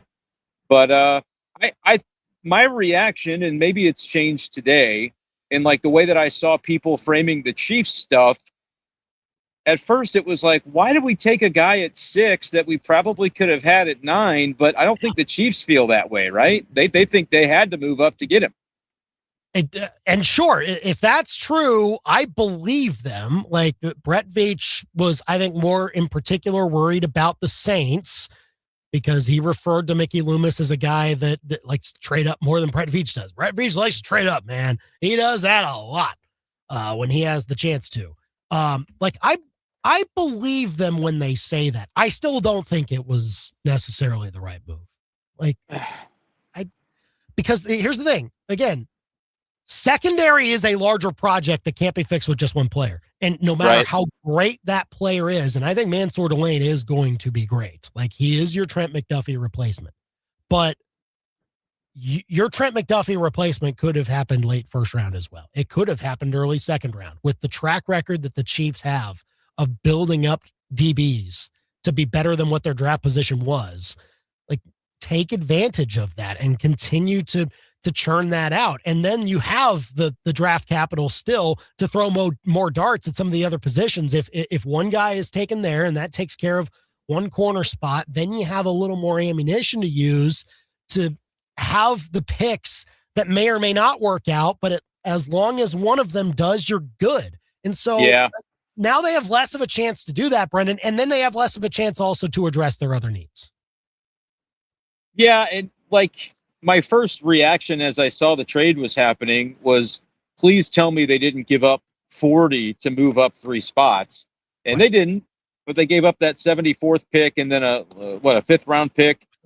So it wasn't nothing that they gave up. Those 3rd rounders and those 5th rounders are the types of picks that historically the Chiefs have turned into really good players in their secondary, right? So it's kind of, the value proposition is off compared to what they've been able to do in the past when it comes to their secondary. Definitely not from a value proposition standpoint what we expected. But if they got the player that is, like, if a year from now we're talking about Delane as one of the best 3 corners in the league, and we know how important the position is, if they're so sure about this guy and everything they've told us since picking him tells us that they were, then it's hard to argue against it. Because what if they weren't so sure about Ruben Bain? The rest of the league didn't seem to be. He fell to the middle of the round. Was there another player that you felt was there? I guess if you're trading up, maybe. I agreed with Mel right as he said it when the Chiefs traded for the pick. Mel Kiper Jr. said Jordan Tyson. And like I was ready to see that. Like that would have made sense to me. Like I don't know if it would have made sense to trade up for Bain. I think it's kind of a similar argument that you could have had with Delane. He probably falls to you anyway. He did, yeah. And so he would have been there if you had stayed at 9, most likely. But yeah, look, it's just tough because look, Delane will probably turn into that player, but then what does that mean down the line? Does that mean that the Chiefs are going to turn him into the highest paid corner ever in 2029 or 2030? They haven't done that with the other corners that they have had potentially be as good as that in the past. So like it would be something that Brett Veach has never done before. And if that's the plan, like, okay, I can get on board with that plan. If you're planning, this guy is who we're going to build our defense around, when we probably don't have Chris Jones anymore. And we don't have some of these other players that have been stalwarts for our defense during these Super Bowl runs that we've made. But if it's anything less than that, Brendan, then I don't see why it was worth cutting off some of your ability to fire more shots at this draft when you do need to at least have some competition at offensive tackle, and you do need to have a wide receiver that can maybe make up what you're losing by losing Hollywood Brown. And then you also need to address defensive end. I'm fine with going D tackle last night. That's totally cool. That's a good pick. Yeah. I think that'll work out. Peter Woods can be a rotational player in that, and you've gotten everything that you need out of that number 29 pick, but you only have one pick tonight. And that's why, Brendan, I'm wondering if they trade down. I actually would not hate trading down from 40 tonight. Yeah, what does it take to make it worth it? Like, do you need a pick in the 3rd round? Do you need maybe is that possible? Like, we get an idea for what teams are willing to do based on some of the trades made yesterday, but it's a possibility. I want to focus though on the Delane stuff a little bit more and ask you this. Would your reaction be the same if they hadn't traded up, but they just were able to take him at 9? Would you feel a lot better about it? Is it mostly just losing that 3rd round pick that you're going, I could have done something with that? Well, yeah, I think so, because I would have been fine with them taking Downs, and that's kind of a similar situation there, right? At 9. Yeah. Like if Downs was there. Which you could have done too. Yeah, you could have. We don't know if Delane would have been. And if that was their guy and they're convinced that either it would have been the Saints or I don't know if there's anything to this, but the Commanders took their time with their pick at 7 as though they might have been planning to take him as well. And it sounds good if you're the Chiefs to say that you thought that might have been the case because it makes it look like you had to trade up. But I don't know if it's true. But the only evidence we would have is if they did take most of their clock, which was the 8-minute clock instead of 10 minutes. A lot of people had thoughts on that last night, but maybe that's part of it too. Like, it could have been 2 teams that they felt for 3 weeks, we've known this is the guy we wanted to come away from this draft with. And we're starting to get queasy that in the final moments, there might be somebody either going to trade up to the Browns spot or going to take him at 7, going to take him at 8. So it's hard for me to just to think about what some of the great corners in the league have ended up being in recent years, that if he becomes that right away, man, that's huge for this defense. Spags is going to love him. But I do understand the standpoint of the value proposition. Like, you're going to have to make more with less with the rest of your draft to fulfill some of the needs that you absolutely still have. And it just so happens that this position is the guy you are replacing from the way you got pick 29 was by trading away McDuffie. And so it's like, hey, 1 for 1, you're probably not going to be Trent McDuffie in year 1 if you're Mansoor Delane. So even with that, the Chiefs got a little bit worse, right? Rather than trying to do the Moneyball thing of, hey, let's make more with less by we're gonna take a different position of need and we're gonna make it up in the aggregate. They're basically betting that this guy can be Trent McDuffie. and kind of has to be it right away. Otherwise, are we doing a little bit of a disservice to our Super Bowl chances in the short term, maybe and in the long term, depending on the contract of this rookie cornerback and how long you want to commit to him a couple years down the road. And see, look, I've also heard the argument of, well, the Chiefs are better today. Their secondary is better today than it was yesterday. That's great. But their secondary yesterday was never going to be their secondary like week one, right? It was never going to be that. And it also is not the secondary that they had at the season last year. I think the better It's not better than last year. Yes. The better question to ask is your secondary better today than it was in late November when you had Trent McDuffie and Jalen Watts? And it's not. And we saw what that defense was last year. And it wasn't, though they had probably the best corner duo in the NFL last year, it meant nothing because they could not get to the quarterback. And right. So our whole thought was go at it a different way, beef up the defensive line, and that gives your secondary a little bit more of a cushion to not be elite just yet, because they might look elite based on what they're working with if you're getting a pass rush. So they didn't do it that way. They flat out did not do what we expected from that standpoint. If they had traded up to 5, given up the same assets, traded up to 5 with the Giants and taken Arvell Reese, then I'd be fine with giving up the third rounder, because then you've got a player that elevates the room where it was last year, undoubtedly. And so, the fact that you've used that pick instead to get more of a head start on what is already a larger project of rebuilding this secondary with young players, it just seems like bad practice, and that it's an inefficient way of going about it from what the Chiefs had at their disposal. They had a number 9 pick. They will never pick as high as 9, let alone 6 for the next 10 years or whatever it is. It's crazy. It really is kind of the line from Moneyball. I know it's not a baseball conversation, but where they're talking about you don't replace Giambi by trying to get like a lesser Giambi and then make it up. You have to go at it a different way. And what's so bizarre is that the Chiefs have been really adept at attacking this particular need set in a different way. They've done it for years. And now all of a sudden they're going kind of right into the trap that we see. But what if he's elite and it's okay? That's what I keep falling back on. Like I said, I think people were really panicking last night about it. The third rounder stings a little bit. I guess my fear was that they were going to do something crazy and give away a second rounder to move up. And they didn't do that. So at least that didn't happen. But you're right. There's still a lot of questions that have not been answered and won't be answered necessarily even tonight, because they've only got 1 pick to throw at it. I didn't see wide receiver as a need that was worthy of trading up and then drafting Jordan Tyson. I would have felt like I'm skeptical of that had they done it that way as well. I think a guy like Caleb Downs is going to be an awesome football player, and the Cowboys got a great deal picking him at 12 or 13 or whatever they ended up doing. They trade down a spot and still got their guy. Is that what they did? I think so. Okay, so that's well done by the Cowboys, as much as it pains me to say it. I think they made a better value proposition than what the Chiefs did with very similar resources to begin the night. The bet is that Delane is going to be a superstar right away, and maybe he will be, but I think anything less than that, and it's not the pick that they probably needed to make.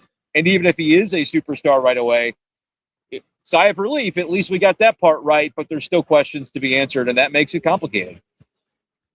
We'll see what happens. 875-KTGR if you want to call or text us on the Chiefs draft. So tonight, again, I really feel like you can't, if you want to pick in the third round, I think the only option is trading down. If someone is willing to give you a pick there, I don't think you can trade up into the third round, because then you're really eating into your day 3 allotment. And that is where Brett Veach has been awesome. Brett Veach is awesome at finding the day 3 people. Trey Smith, Jalen Watson, so many of them. He has a great track record of identifying guys late in the round that are being overlooked and turning them into solid starters. I think if you want to pick in the third round, you got to trade down from 40. But if you don't trade down from 40, Zion Young's there. Take him. I was going to say, scoop up Zion Young, and we don't have any problems, Chiefs. But then do that, you're okay. if you do that, then you're you're tripling down on the defense. You've spent your first 3 picks on defense, which, I mean, I went going into this draft that I would have been fine with. Yeah. But now that they don't have a 3rd round pick, I don't know how I feel about it. Maybe you do need to at least use what your best asset is at the moment to help out Patrick Mahomes' unit a little bit. I don't know. Yeah. What do they need the most on offense? Is it help for the line, or is it another receiver, in your opinion? With this pick, I would say I would feel best going with wide receiver, because that, I think, right now is the deeper group. I don't know if Who's there? Well, Jeremy Bernard is there. Denzel Boston is there. You've got... I like Boston more at 40 than 29, for the record. Yeah, I mean, Zachariah Branch is there. You've got, if you really want to get weird with it, Eli Stowers is there. Like, I mean, I don't know. Who knows? But, I mean, I just like that collection with what will be available at 40 a little bit better than what will be available at tackle, because I think a lot of the good tackles went last night. Yeah. Yeah, so you deal with that. I would say Zion Young, or grab your skill player now. That might be the way to do it. Yeah, Cassius Howell is there too. We talked about the possibility of Cassius Howell, and an edge that you like is a win, even if it's not our Mizzou guy, which I think we would all prefer. But that would be another valid pick. And then you'd feel maybe a little bit better about that defense being able to carry you. Not that you're going to ask a ton of the rookies, but you are with Delane. And then if you added Peter Woods to help out and get some pressure inside, if he's a good player right away, and then an edge that can maybe be a contributor, like suddenly that feels a little more cohesive. I don't know. There's the trade down isn't crazy though either if you're recouping a pick that makes it worth it. So we'll see what the Chiefs do tonight. And I do believe Zion Young will be the first Mizzou player off the board. I think we'll see Trotter in the 3rd round, and that'll, whoever is picking him in the 3rd round, fleece of their life. That's where it's like, imagine if you still had 74, and not saying that he's on the radar for the Chiefs. Clearly he wasn't, not as a 3rd round pick, but like if you were able to take Caleb Downs because Delane got picked at 8, but you know what? Caleb Downs is an awesome player for our secondary as well. And then you can take someone in the 3rd round, like a Trotter level player is now not going to be available to the Chiefs because of moving up 3 spots and insisting that that's what they had to do to get Delane. And as though the opportunity cost was worth it of Delane compared to a Caleb Downs, which I don't know that it's going to be, despite the positional value difference between the two. And again, like it could have been Downs at 9, and then you've got the 74 pick, and you can take D'Angelo Pons there. Like take Pons, take Trotter, just beef up that defense with another really good football player. And then you feel a little bit better at, like, you're in the sweet spot at 29 and 40 where you can add to the edge and then you can add to wide receiver. Like, it seemed like that was a better area you could operate with those picks. Yeah, man. We're saying this as if Mansoor Delane's going to be a bust. I don't think he will be. Like, he was awesome at LSU last year. He did not allow a single touchdown last year at LSU. In the SEC, like, that's insane. He's a great player. Yeah. It's going to be great for the Chiefs. But he has to be the best or it's not worth it. Yep. That's it. So what will the Chiefs do next? Give us your predictions. 875-KTGR here on The Big Show. You want to weigh in. Okay, we do need to weigh in on whether the Rams are smarter than all of us for doing what they did or just out here flailing by trading up to get Ty Simpson. We'll get to that next. Miss the latest edition of The Big Show? Catch up on demand with a full show podcast on the KTGR app. Download it now, wherever you get your apps. If you're craving something delicious, find your way to the Pasta Factory, where everything's made from scratch daily. Their fresh sauces, cakes, quiche, dressings, and soups are sure to tantalize your taste buds. And all pasta entrees are cooked, baked, and tossed to order. Don't leave without sampling those homemade desserts, lovingly crafted by Jason and Rob. Good. The Pasta Factory. Visit them at 3103 West Broadway Business Park, right in front of Walmart. Celebrating 50 years in business. The Pasta Factory, where fresh meets flavor. A colony of termites. They make it sound so nice, don't they? A colony. Well, it's not nice. It's the vanguard of a precision operation that could involve up to as many as 1 million termites in your backyard. That's more termites than people in the Uzbekistan army. Think about that. The Uzbekistan army underground in your backyard, and they want to eat your house. Now, you can either call the National Guard, but they're busy, or call your friend Steve. I'm Steve with Steve's Pest Control. Our Centricon system for termites doesn't just get them out of your house, it kills the entire colony, dead. Plus, we give a $250,000 termite damage warranty protecting your home. We're going to solve your pest problem. I guarantee it. From the tenacious termites to the rascally rodents, call Steve's Pest Control. Online at stevespestcontrol.com. Now you got a friend in the pest control business. Steve's Pest Control.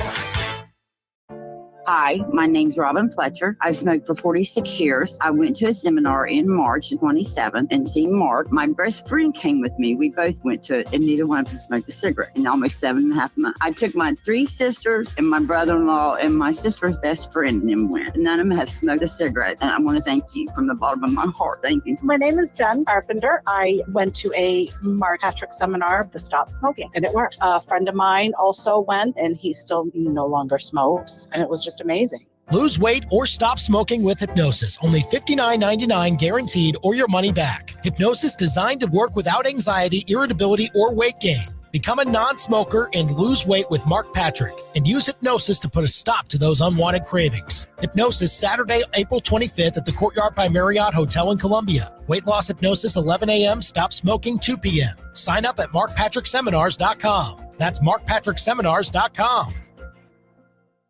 We're trying to save people money. Go. What if we cut sandwiches into thirds instead of halves? We could stop buying warranties and just hope. What about switching our toilet paper to half ply? You. It doesn't take a terrible think tank to save money. Just shop at Family Pawn. They've got jewelry, electronics, tools, and gifts for way less. No sacrifices, no half-ply TP. Not your traditional pawn shop. Family Pawn. It's baseball season, which means practice, games, and a lot more time in the car. Make sure your tires are ready for every mile with spring rebates at Lee's Tire Company. Get up to $140 back on select Cooper tires, or up to $180 back on select Goodyear tires. More home runs, more cheering, more mustard on your shirt. For deals that never swing and miss, visit Lee's Tire Company. Lee's Tire Company is round for you. Ooh, see Lee's. The best local sports talk around on your ride home. You've got The Big Show on KTGR. We want your thoughts on the Chiefs draft so far. 573-875-KTGR. Also leave a comment on YouTube and on Facebook where you can watch the show. And let us know. Give us a subscribe while you're there as well on YouTube at KTGR Sports on YouTube, Facebook.com/KTGR Big Show. So go and check out all those channels if you haven't seen them already. But it's a great way to watch the show and then see us on screen as Brendan shows you around the Busch Stadium tunnels and bleachers from good old Busch. The Cardinals take on the Mariners later on today. The Rams were the ones that stole the show last night by trading into the first round. You'll recall that the Chiefs had their pick at 29. They traded out and went ahead and got Trent McDuffie. And then they decided, you know what? Let's trade back in. We screw those picks. We want to get a higher pick and get a quarterback, the next best quarterback in the draft, Ty Simpson. Brendan, I'm conflicted. I like the theory. I don't know if I like it if not everyone's on board. And if, in fact, Sean McVay's not on board, then it probably won't work. Oh, maybe he is. Like, it doesn't stand to reason that he wouldn't be. because he's pretty damn powerful there. So I can't imagine they're doing something against his wishes. But the reason that last night I kind of thought they maybe did is A, his reaction was weird. But B, like, you do have to recall the numerous times in recent years that they have talked like Sean McVay's got one foot out the door on this whole coaching thing, and that he's ready to go be on TV or just go surf for a while and just like chill. So like I always have that in the back of my mind with every single Sean McVay storyline, because there's talk that he was close to doing that at one point or another. And it's hard to shake that when I think about the Rams making long-range plans, because at any point in time, those plans could no longer involve Sean McVay. So if like all of that was played up and it's not real and he's going to coach just as long as anybody else his age would be expected to coach, then yeah, I probably overreacted. But I said last night, like, I don't think Sean McVay's the coach there in a year, because to me, that's a less need pick that, you know, he didn't look to be on board with last night. Maybe the Rams are running like an elaborate scheme to minimize the damage that Matt Stafford would, you know, the Stafford shrapnel of being, because anytime there's a Hall of Fame type of quarterback who then you draft his replacement, it's always a huge storyline. We saw Green Bay do it twice, and it you know, even when it wasn't a Hall of Famer in Kirk Cousins with Michael Penix, it was a big storyline. So like, you knew this was going to be a storyline. There's the aspect of Les Snead basically recommending to the family ahead of the draft that, hey, like, yeah, your kid's got a first-round grade because I would take him. And then he takes him. So, like, there's a lot of weirdness around this story. Yeah. And for me, what bothers me the most about it is I thought the Rams were as well-positioned as any team to win the Super Bowl this coming year. And they didn't draft a player that's going to help them do that. That's indisputable. And they had a chance with the 13th pick to potentially do that. So that's the part that's like, maybe McVay was on board because he is going to be around for a long, long time, and I'm wrong. But, like, even if that's true, I don't love the pick, because I think you should maximize it when you have a Stafford at quarterback where you could try to win the Super Bowl right now. And look, you could also justify it in the sense that, look, we have made moves to try and win now. We went and traded for Trent McDuffie. We used one of our first-round picks for that to beef up a part of our defense that wasn't looking so good. So, like, there is that aspect, and they signed Jalen Watson too. So, like, they're both still on the same team. I can see the theory, because again, you really should in the NFL draft a quarterback when you are not desperate for one. That is the best time to do it. The Chiefs did it with Mahomes, and you mentioned the situations with the Packers. Now you could argue, like, is Jordan Love going to be long-term what Aaron Rodgers was when they passed the torch from Favre to Rodgers? I don't know. But there is still precedent of NFL teams making those picks in order to have someone to hand it off to, and it does make sense, even though Matthew Stafford is playing at an elite level and he just won MVP. He is still up there in age, and we're still questioning, like, okay, are you going to play next year? Like, so, like, in the same sense that Sean McVay may not be here next year, it is a very real sense that Matthew Stafford might not be. So, like, I don't mind it from that sense. Now, you can argue that 13's too high. Like, maybe you needed better intel to make sure that teams in the top 20 were all going to pass on Ty Simpson, and you could go to 21 and do it or something like that. I don't know who's at 21. I think the Steelers were. But, like, you could try that and not have to give up as much to be in number 13. But I don't mind it, because I think the Rams, they did their legwork to beef up their team enough to make another run at the Super Bowl in free agency. And by the way, could still do so. So, I mean, that's why I don't mind it from my perspective. They had 13 for a while. They didn't just get that pick. That was something that they had coming in, and they had it for a good long while from the Falcons. But, like, yeah, But to your point about, is 13 too high? Like, I guess it's not if they're right. If Ty Simpson is him and they're right, then there is no price that's too high. One would have been the correct price if Ty Simpson is the guy that clearly the Rams think that he is. But like when you know pretty good and well, the rest of the league doesn't seem to feel that way. Maybe it never got that far. Maybe the Rams are like, we don't care what the rest of the league thinks. We know what we know about this player, and we're going to have him be the next quarterback of our franchise whenever Matt Stafford is done. And this kind of takes the pressure off of the will he, won't he every single year of Matt Stafford for the next 2 or 3 years. Sure. But, like, not everybody else thinks Ty Simpson is that. Ty Simpson hasn't started a ton of football games at a very high level. What, he started 15 games in college? Games. Like, yeah.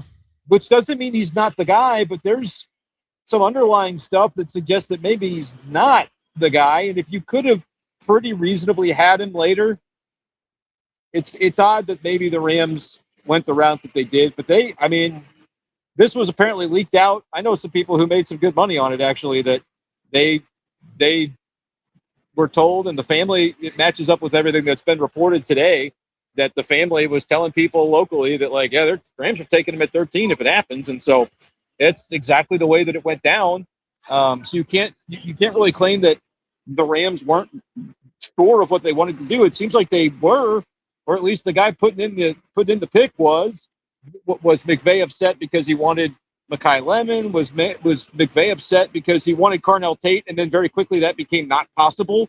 And so it's like that, who knows what was responsible for his demeanor? It could be that he was just trying to kind of play it up a little bit for Stafford's sake, so that because he had to break him that news earlier in the day, according to Jay Glazer, that like this was happening and it's not anything against you, but like we do have to think about long term. I just like if I'm Stafford, and I got very close to the Super Bowl last year, and I think Rams would have beat the Patriots if that matchup would have happened, and I want to win another one. Give me a player. Give me Reuben Bain. Give me something that's going to help us win. That's always the trade-off when these happen, and that's why you do have to kind of care about the feelings of the guy that you're currently riding with, because inevitably you have taken the opportunity cost of that conversation and shifted it toward long range in a moment where you could be doing it right now. And it's not like if you drafted Reuben Bain or whomever as a rookie that they're going to be expired in 3 years. Like you'll have that guy for a long time too. So they must have been damn sure about Ty Simpson. I personally am not, but I'm not working in an NFL front office. As long as McVay's on board with it, it's probably fine. But I think they reached, obviously, and I don't know, man. I feel like the Rams should have put the chips in on a young player that they could actually use this year. But if Ty Simpson's a Hall of Famer, then I'm the idiot, obviously.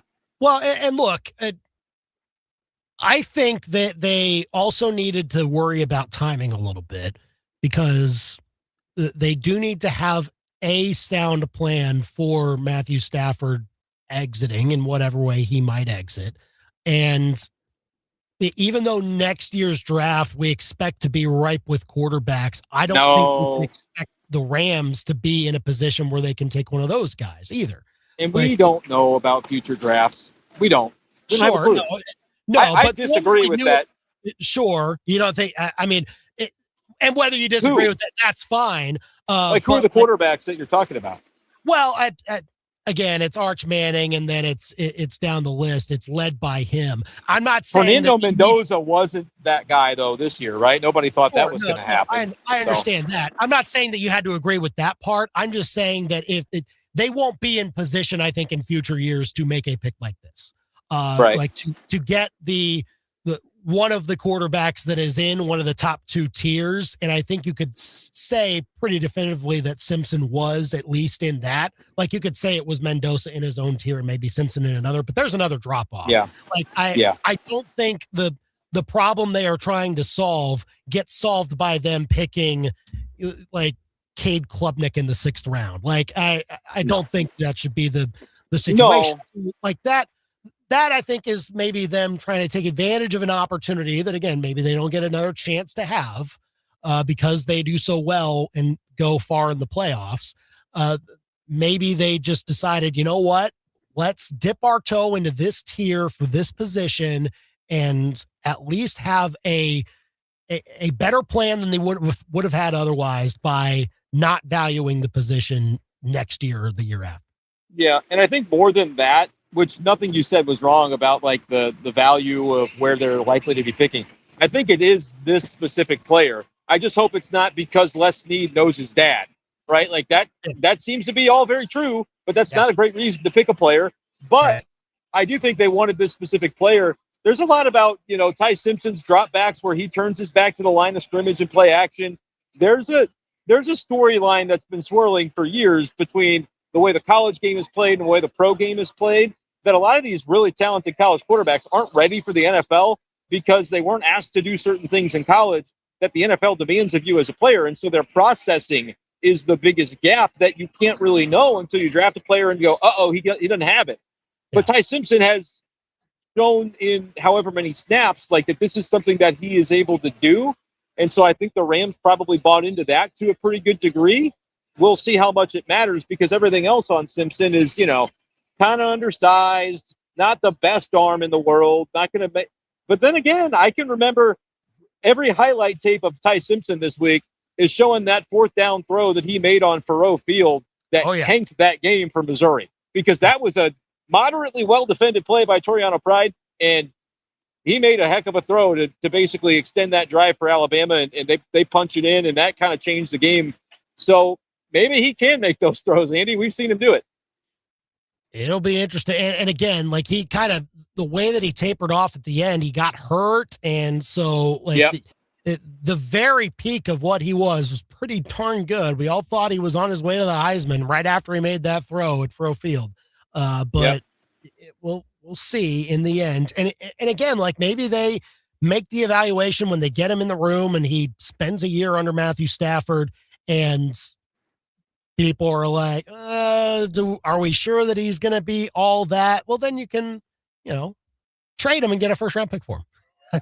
I don't think you can, but that's, and like, I guess you're right. If Stafford plays for 4 more years at an MVP level and you never played Ty Simpson, I guess it works out for the Rams, but that pick still, I can't go back in time and say, let me make a different pick because now I know what's going to happen with Stafford.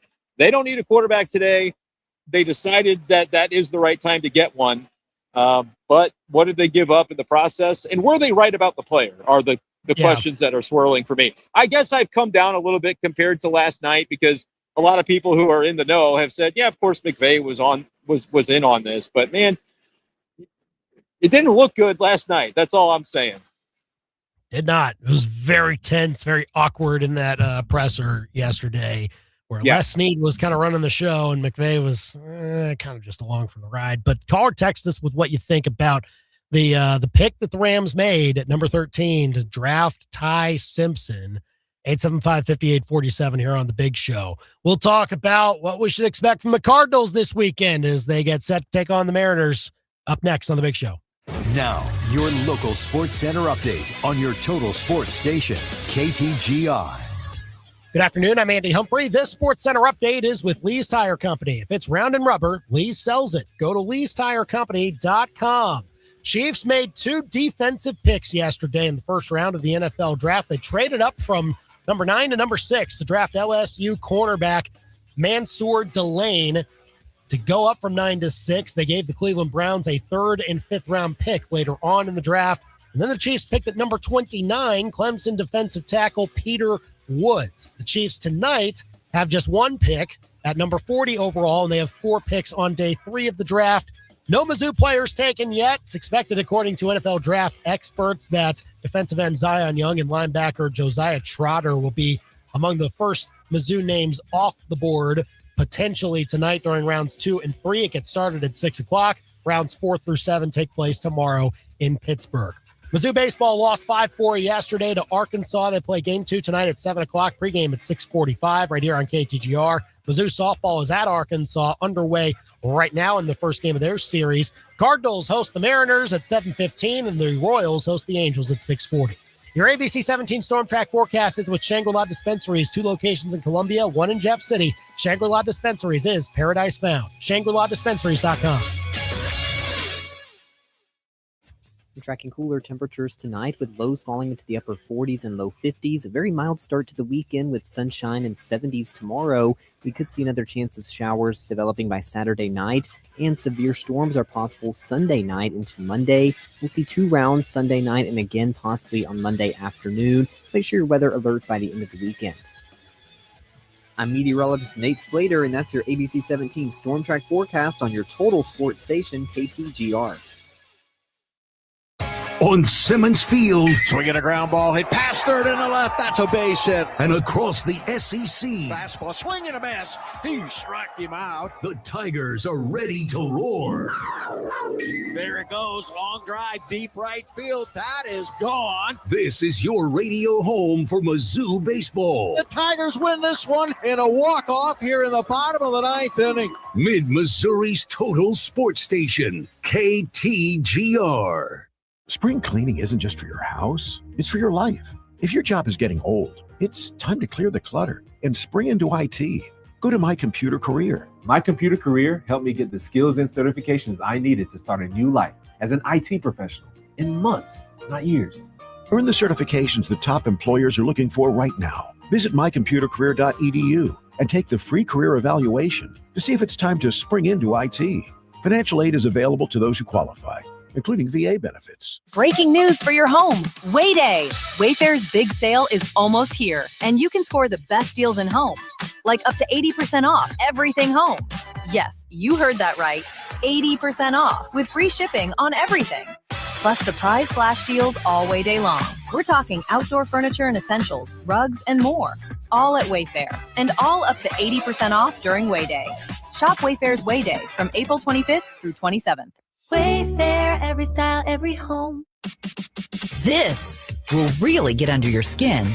In the current issue of Inside Columbia magazine, take a little poke around some of the hottest local tattoo shops.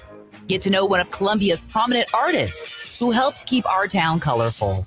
And warm up to the weather with 4 brand new cocktails. It's in our Cheers section. This and much more in Inside Columbia magazine. Get yours at break time convenience stores or subscribe at InsideColumbia.net. Rally House, shop every team in town. College and pro, come on, it's time to go. Your home for sports just got bigger. Shop a new Rally House at the corner of Broadway and Stadium and 2 other Columbia locations. Column stand tall while the black and gold roll from Broadway to Faroe. Let the Tiger Pride show. Rally House, Rally House. It's your city, it's your house, it's the Rally House. Level up your fandom in-store or online at rallyhouse.com. Hey, construction dude, congrats on the killer contract in Cape. Sweet. So, how are you going to get that Mongo crane down to the job site? Here's a haul of an idea. Just Google I-70 Towing. They're Mid-Missouri's go-to crew for heavy equipment hauling, too. Semis, dozers, RVs, goosenecks, farm and construction stuff, school buses, boats, bring it. If you use it, they can move it. Call the team they think you'll really love to meet. I70towing.com. Goosenecks. Give me some long necks. Do you owe $10,000 or more to the IRS like Gail? When I retired, I just let all my taxes pile up. I had gotten many threatening letters. The one that said they were going to try and take my property was probably the scariest. When I found out that I owed close to $300,000, I was in total shock. It was a bad situation. I didn't know what to do. Then Gail found tax relief advocates. When TRA told me I was only going to owe $368, I just was in total disbelief. If you owe 10 or even hundreds of thousands of dollars to the IRS, don't lose hope. Do what Gail did and call TRA for a consultation. I was so blessed with TRA. Visit TRA.com or call 800-544-7357. 800-544-7357. That's 800-544-7357. Back to more of the biggest sports stories in mid-Missouri. You've got The Big Show on the KTGR app. So tell us your thoughts on the NFL draft. The picking will get started once again in about 10 minutes or so. We'll see what the Chiefs do with 40, whether they decide to make that pick. I think they should probably think about trading down. but we'll see what they actually end up doing. Baseball starts back up this weekend as well for both the Cardinals and the Royals. Brendan is at Busch. Cardinals are back for another homestand, and this starts a stretch of 17 games in 17 days. Now, do we know, Brendan, whether or not there's going to be a 6-man rotation for this, or it's still deciding whether or not that's going to happen down the line? Yeah, I think it's probably going to happen, but it's not yet. Like, all the probable pitchers are listed for this turn through the rotation. So if it does happen, it's going to be a little bit later. I would be almost surprised if it doesn't at some point, but that doesn't mean like necessarily that it has to be a 6-man rotation. It could be Hunter Dobbins starts a game in a week and a half. You know, like I think there's room for him to be kind of parachuted in, and then you cycle a reliever back up for him the day after he pitches 5 or 6 innings type of vibe. But for now, it's not clear what the Cardinals exactly are going to do there. But, I mean, the schedule kind of dictates, and their past history with this dictates that it's a possibility. Yeah. Yeah, and look, we'll see when they don't have to decide that now. They've got time to let it play out a little bit.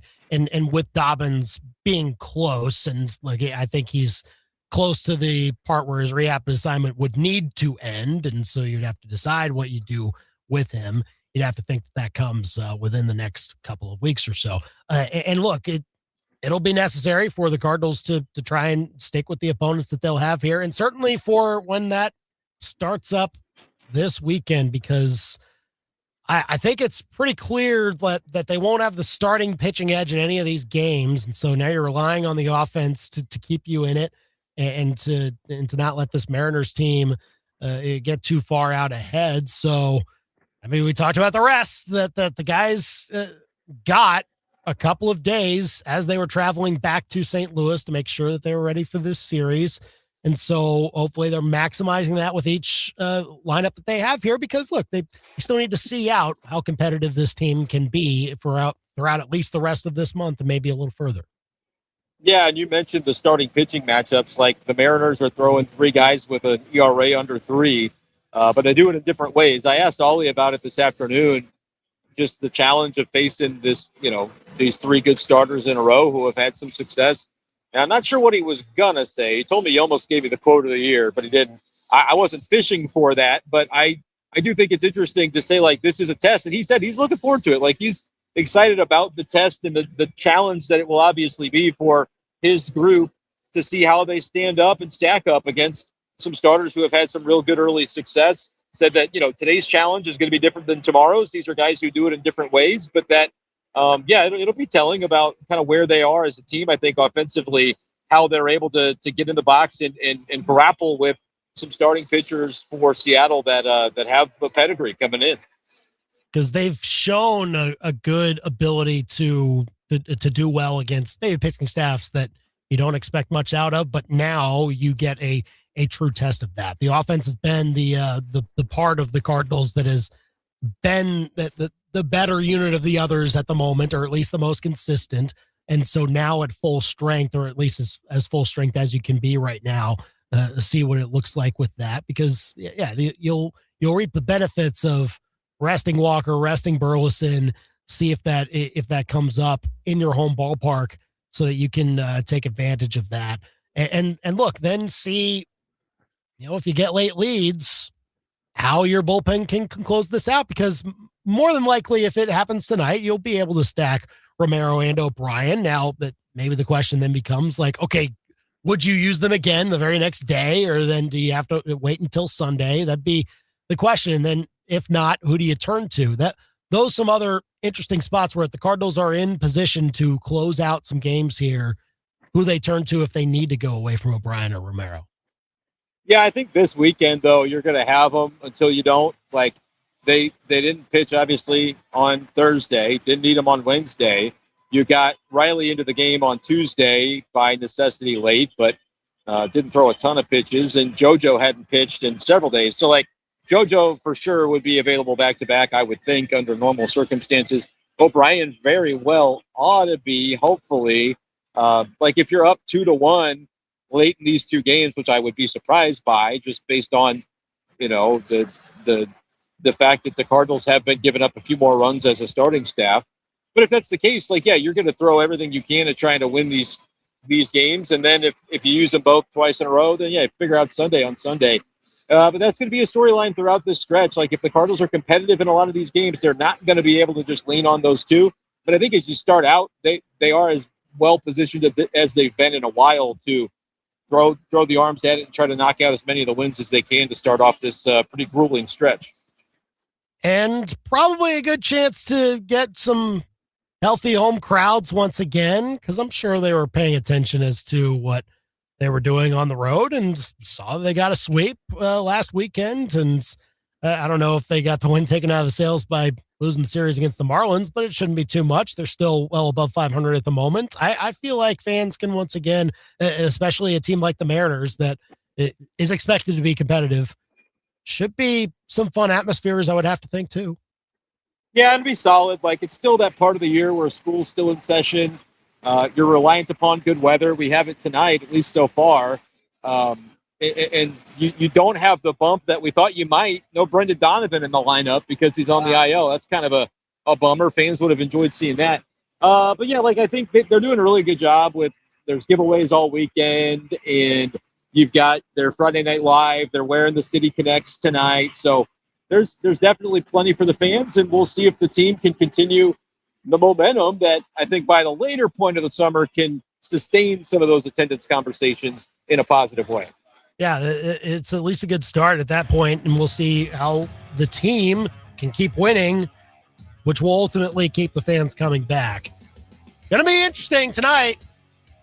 As a reminder, you can hear the games on 93.9 The Eagle and 94.3 Cat Country throughout the weekend. Cardinals baseball against the Mariners. We have Mizzou baseball coming up at 6:45.